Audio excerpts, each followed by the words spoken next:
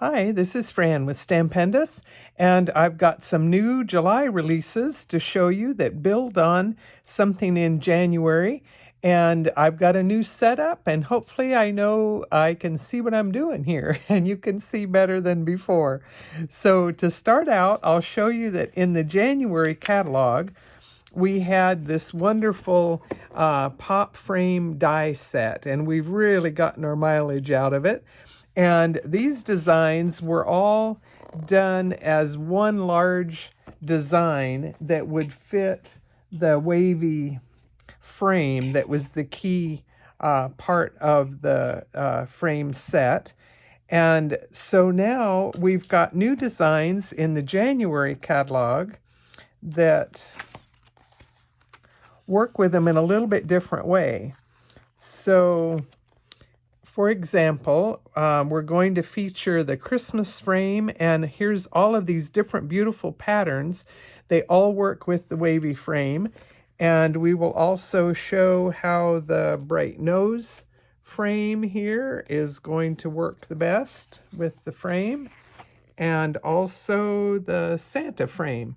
So with these three, you'll learn some good tips. There's additional designs as well, but these three are the ones that we're going to start with in this video. So here you can see we've got packages, we've got Christmas lights, and we've got several other patterns like the holly. So I'm going to show you the tips for how to make it all work together very easily. So the die set with 11 pieces, I've got them all here on my magnet so that you can see them. And we're going to primarily focus on this outside wavy frame. But as you can see, the set has all of these other beautiful shapes to do windows in it. And so to get started for stamping on it, the key is to pre-cut your paper. So we're going to start with the Santa frame that has the little package sets. And there's 3 different ones, and there's a reason for that. I've put each of them on a different block so that I can work with them. And because it's a clear set, that's the only way this whole idea works here. And of course, you could stamp it in so many different colors and patterns and everything.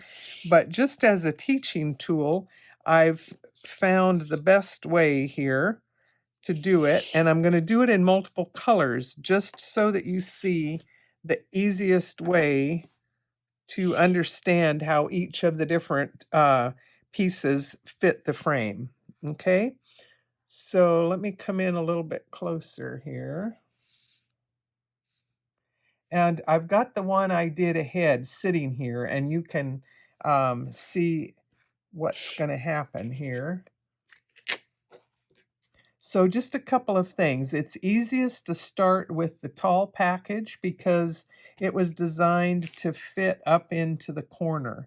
So stamp it 4 times in whatever color paper, whatever ink you're using, but doing it in this sequence will help you understand the easiest way to bring the pieces together.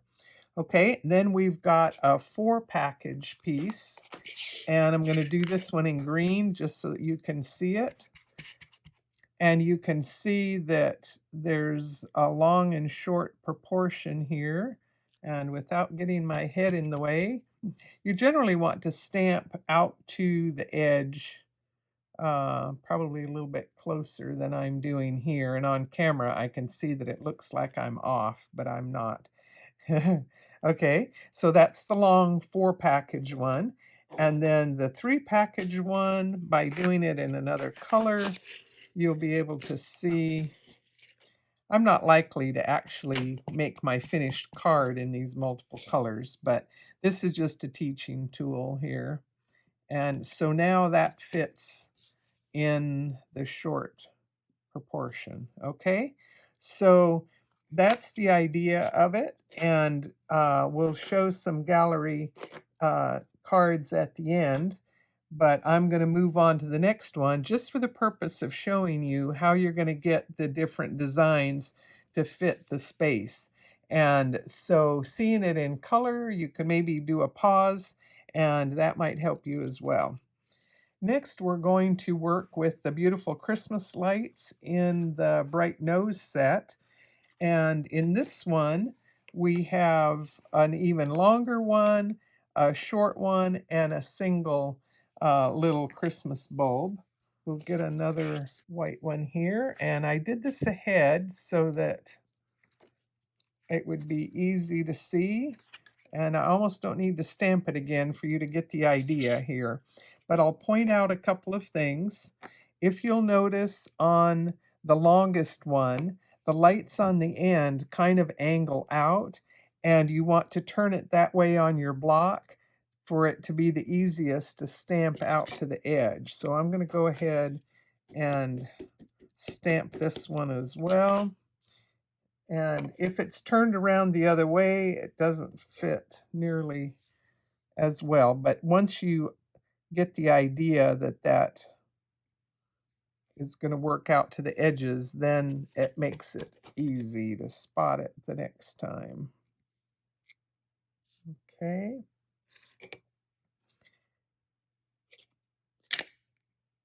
Next, we'll do this one in green. And on this one, it's a little bit harder to see an up or down pattern to it. And crazy as it is, I designed even the ends of the wire to connect in.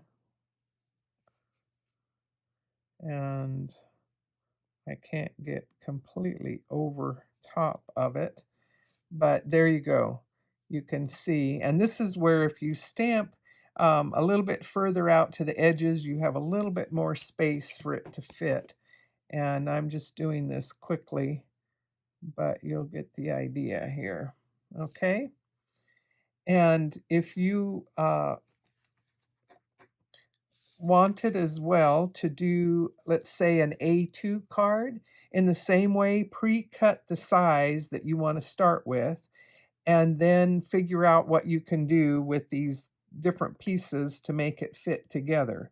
So what worked on this one was that I stamped on the short end, and that was just about right, leaving a certain margin. And then it's a little bit harder to see, but I stamped the short one once and then the second time. And I could have moved it in a little bit closer, but what worked over here, if you have an overlap, is simply to get a scrap of paper and cover up the first impression, and then what goes behind isn't as critical. And with that freedom to do a little bit of overlap should allow you to do several different sizes quite readily with your Christmas lights. And if you're doing a whole long border, on this one, you can see we did a cutaway edge, and wherever it cuts off works just fine. But if you wanted to do one that finished, this is where I've used the little single bulb by itself at the end. And with your scissors, you can cut perhaps one side of this, leaving the other edge flat, and that kind of gives you a fun look. But if you want to cut it out all the way around, I'll just do it on this little snippet here.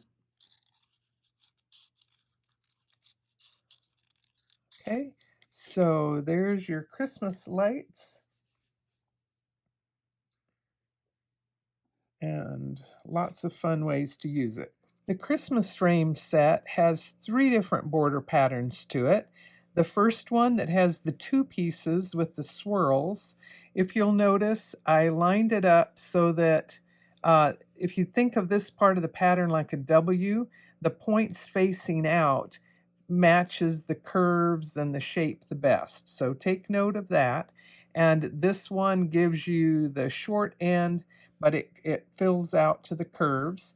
So I stamped it on each end, stamp it 1 and then 2, noticing how you've got it positioned. And again, if you put it on the block going this direction to the edge of the block, that will probably work out the best for you.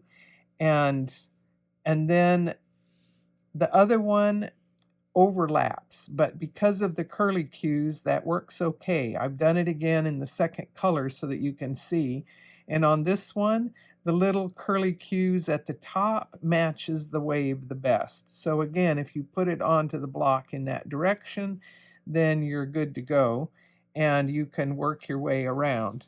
So I'll show you here whether you choose to do it in black, and then you might try it in gray or any different color, red or green. It's all kind of fun. And the poinsettia design, if you want to hand cut it out, it fits in a beautiful pattern where you can do the whole frame design, and then this is another layer on top, which is what we've done here. Isn't that gorgeous? And another option that I just wanted to show you, die cut your wavy pattern, stamp the design where you might want it on the edge, and it could have been a horizontal or perhaps even a vertical. You could do it a different way. Cut out a sticky note mask and then cover up your poinsettia that you've stamped first, and then you work your way around with the border stamps the way you would have by itself. And then you take that away, and this one I did with my color pencils, and that gives you a beautiful effect. And you certainly could do this pattern, or this plan with any of the different patterns in this set. So take a look next at the holly, and this one has 2 pieces, and you have a long one, and again, let's see, I marked it this way. Look for the points going out into the wavy corners, and the long one on each long side, and then you have the short one fits in between, and again it fits better one way than the other, and you can test it out, but this lets you see up close here what's going to be the best configuration.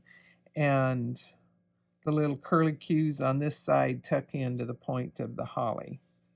Okay, so here it is with Copic markers, and it's pretty quick and easy to color because you just have the little bits of color to work with. The peppermint pattern has one identifiable piece, and then it has another one with the little round, could be who knows what little candies there. So with this one, what you want to look for is the diagonal of this candy, and if you get that into the corner, you just stamp that out here and really all the way around, but I did it in the colors just to show you. Find the corner, and then you can stamp each of the 4 corners, and on the long side you use the little one as a filler, which you can see in green. Okay, so again, once you see the pattern, it will save you a lot of time to go right to that plan, and you can see then here I stamped it on red paper and with the black ink and a little bit of a white color pencil, and here it is. Again, very easy one to color with just some little bits of red. You certainly could stamp it all in red ink if you wanted. Here it is as a border, and I stamped on the ends in this case, and the filler in the middle worked out the easiest. And you can turn it so that you have the angles that work. And with this one, I pre-cut for my A2 card, and again, found a way to make it fit. And you've got the little filler in between here. Here's a couple more samples where I just used the long border. And on this one, I stamped and embossed in red on my little teacup to work with the shapes dies, and that was very fun as well. So here's a quick gallery review of cards, and I hope these tips will help you have a lot of fun creating frames that work with the pop frame die set.